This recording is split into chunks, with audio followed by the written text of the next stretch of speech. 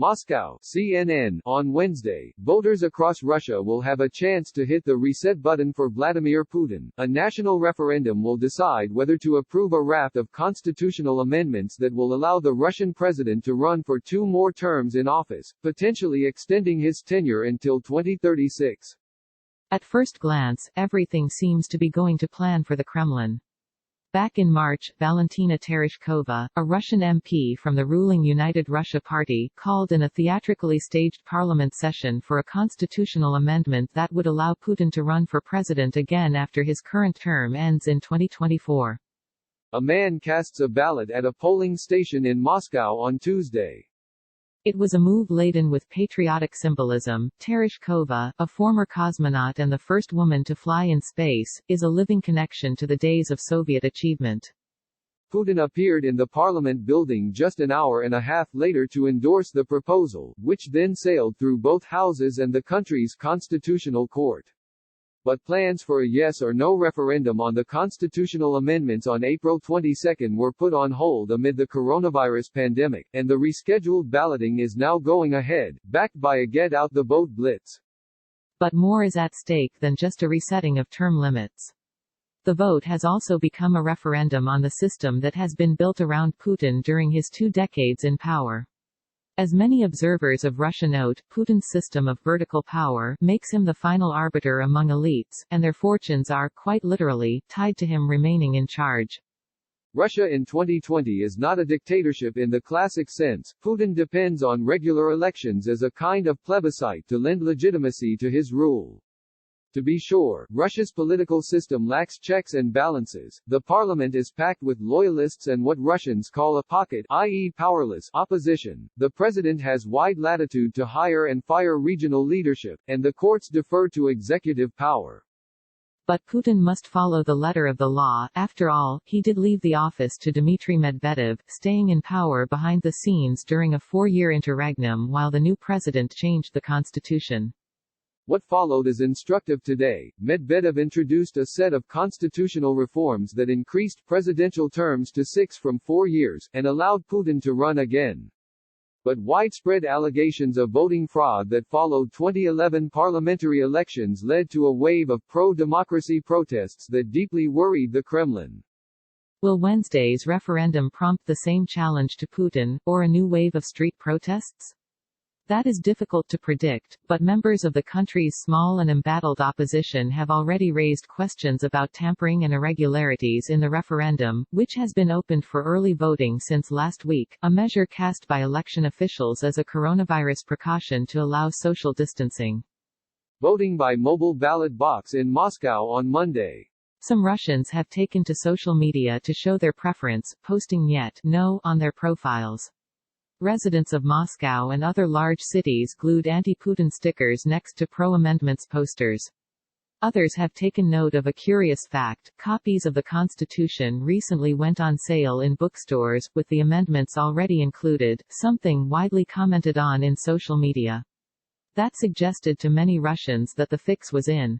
State-run pollster VTSIOM on Monday released early results from exit polling that suggest Putin will win approval for the amendments. According to those results, around 76% of respondents at 800 polling stations around Russia said they supported the constitutional changes. Putin's popularity has taken a hit during coronavirus, but his approval ratings are still high. And the constitutional amendments include some provisions, for instance, language that enshrines marriage as being solely between a man and a woman, that will appeal to a segment of conservative voters.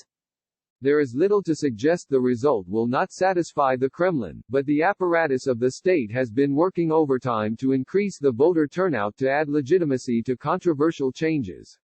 A massive campaign for the vote launched by authorities on all levels has a range of appeals: TV ads promising great social benefits, billboards showing happy families that voted yes, and brochures with recipes and crosswords plastered on the entrances to residential buildings.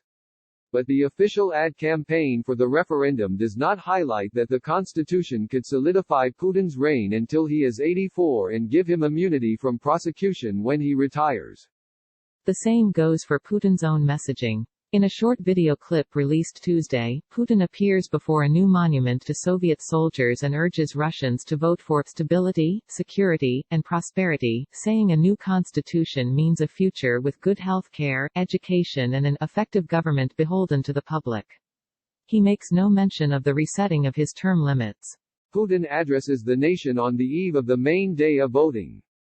Independent voting monitors have also raised questions about widespread reports of voting violations. Even before the vote kicked off last week, independent outlets and NGOs posted dozens of screenshots and audio messages suggesting forced voting by employers of big corporations and state-financed organizations.